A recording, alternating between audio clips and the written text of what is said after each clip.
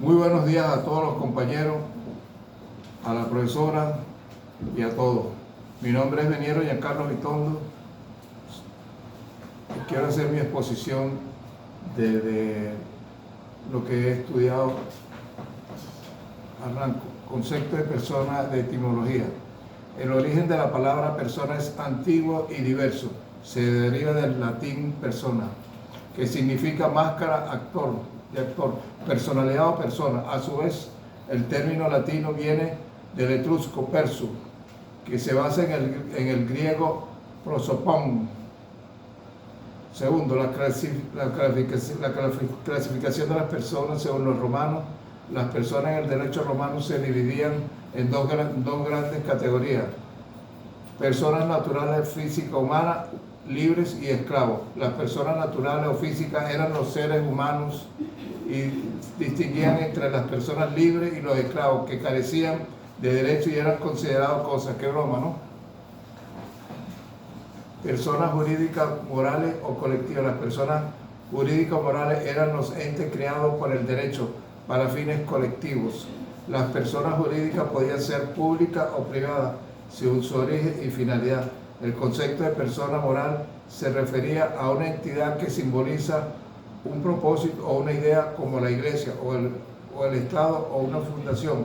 El concepto de persona colectiva se refería a una agrupación de varias personas físicas con un interés compartido, como una empresa, una asociación o un ayuntamiento. Tercero, derecho, sujeto de derecho. El sujeto de derecho es una entidad que tiene capacidad para adquirir derechos y obligaciones en el ámbito jurídico. Puede ser una persona natural o una persona jurídica, individual o colectiva. Los sujetos de derecho pueden ser activos o pasivos, según sean titulares de derechos o de obligaciones. Los sujetos de derecho están sometidos al ordenamiento jurídico y deben respetar las normas que los regulan. Cuarto, capacidad jurídica, capacidad de goce y capacidad de ejercicio. La capacidad jurídica es la actitud para ser titular de derechos y obligaciones. Se compone de dos elementos: la capacidad de goce y la capacidad de ejercicio. La capacidad de goce es la capacidad de adquirir derechos y contraer obligaciones por sí mismo o por medio de representantes. La capacidad de ejercicio es la facultad de ejercer los derechos y cumplir obligaciones por sí mismo sin necesidad de representación. Cuarto punto, causa modificativa de la capacidad jurídica. Las causas modificativas de la capacidad jurídica son aquellas circunstancias que alteran la actitud de una persona para ser titular de derechos y obligaciones o para ejercerlo por sí mismo. Algunas de estas causas son la minoría de edad, la interdicción judicial, la inhabilitación legal y el estado civil.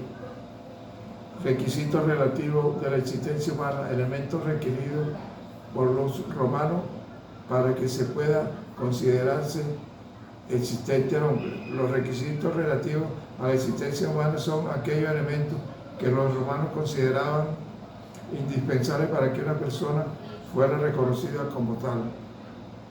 Estos requisitos eran el nacimiento vivo, la forma humana y la libertad. El nacimiento vivo implicaba que el niño respirara al salir del vientre materno. La forma humana exigía que el ser tuviera una apariencia normal, sin deformidades ni monstruosidades. La libertad se refería en el estado jurídico a la persona que debía ser libre o no esclava. O sea, que yo hubiera tenido problemas porque tengo discapacidad. El nascitur curator ventris. El nascitur curator ventris es un término jurídico que se refiere al representante legal del concebido y no nacido. Nascituro, en el derecho romano, el curator ventris era el encargado de proteger los intereses del nasciturus, especialmente su derecho a nacer, y podía adoptar medidas para su salvaguarda. Esta figura se proyectó en algunos códigos civiles modernos con distintos nombres y enfoques. El nasciturus no tenía personalidad jurídica, pero se le reconocían algunos derechos como si fuera persona. La condición jurídica de cada individuo en el derecho romano se llama estatus de la persona romana y se basa en tres aspectos: el status libertatis, el status civitatis y el status familiaris. Estos aspectos definen los derechos y obligaciones de cada persona, así como su capacidad para actuar en el ámbito legal. Para tener la plena capacidad jurídica se necesitaba tener tres estatus.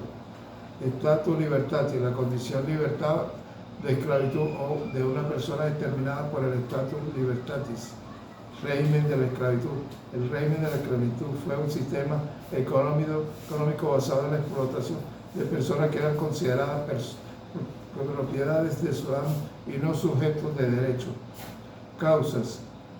Las causas de la esclavitud pueden ser diversas, como la guerra, el nacimiento, la venta voluntaria, el senadoconsulto claudiano. Condición jurídica del esclavo. La condición jurídica del esclavo era la de una cosa que podía ser comprada, vendida, castigada o liberada por su dueño. El esclavo carecía de capacidad jurídica, tanto personal, conavio, como patrimonial, comercio, y solo tenía capacidad de obrar, es decir, capacidad negocial y penal. Obligaciones del amo originadas por el esclavo. Las obligaciones del amo originadas por el esclavo eran principalmente de dos tipos: la responsabilidad por los daños causados por el esclavo a terceros y la obligación de alimentar y cuidar al esclavo. Manumisión. La manumisión era el acto jurídico por el cual el amo concedía la libertad al esclavo. Podía realizarse de varias formas, como por testamento, por declaración ante el magistrado o por inscripción en el censo. Efecto de la manumisión. Los efectos de la manumisión era que el esclavo adquiría la condición libre y podía tener derechos civiles y políticos según su origen y las circunstancias de su liberación.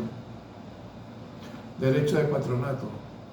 El derecho de patronato era el vínculo jurídico que se establecía entre el amo y el esclavo manumitido, por el cual el primero conservaba ciertos derechos y deberes sobre el segundo, como el de protección, asistencia y herencia. Tipo de manumitido. Los tipos de manumitido eran principalmente tres: los ingenuos, los libertos y los delicticios.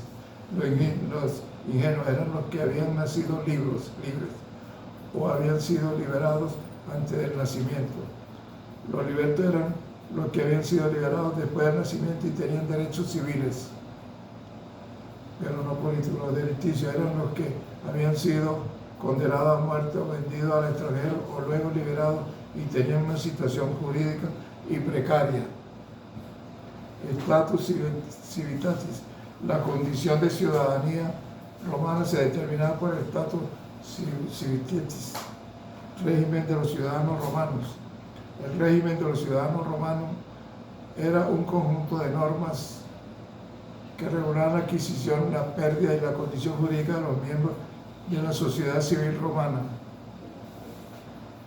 Adquisición de la ciudadanía. Los ciudadanos romanos se distinguían de los no ciudadanos por tener derechos civiles políticos exclusivos, como el derecho de voto, el derecho a ocupar cargos públicos, el derecho a contraer matrimonio legítimo y el derecho a no ser torturados ni ejecutados sin juicio. Los ciudadanos romanos podían obtener su condición por nacimiento, por manumisión, por concesión o por incorporación de territorio. Pérdida de la ciudadanía. Los ciudadanos romanos podían perder la ciudadanía por muerte o por esclavitud, por exilio o por renuncia voluntaria. Condición jurídica de los ciudadanos romanos. Los no ciudadanos, los peregrinos. La condición jurídica de los ciudadanos romanos variaba según su estatus social, su género y su edad. Los no ciudadanos eran aquellos que carecían de los derechos propios de los ciudadanos romanos, como los esclavos, los extranjeros y los habitantes de las provincias. Los peregrinos eran un tipo especial de los ciudadanos que tenían un reconocimiento limitado a sus leyes o costumbres propias, siempre que no entraran en conflicto con el derecho romano. El estatus familiar, la posición que tenía un hombre libre y ciudadano en una familia determinada, se llamaba estatus familiar. Sui luris. Los sui luris son aquellos que tienen plena autonomía sobre su asunto y no dependen de nadie. más para ejercer sus derechos y obligaciones. Alienis luris. Los alienis luris son aquellos que están sometidos a la autoridad de otro, como los hijos bajo la patria potestad, las mujeres casadas bajo las manos maritales o los esclavos bajo el dominio de sus dueños. Condición jurídica de los sui luris o alienis luris. Sui luris, alienis son dos categorías de personas en el derecho romano que se refieren a la capacidad jurídica de los individuos, la condición jurídica de los sui luris y los alienis luris determinada su posibilidad de participar en la vida social, política y económica de la antigua Roma. Gracias. Disculpen mi forma de hablar, lo que pasa es que mi discapacidad no me permite de otra. Gracias.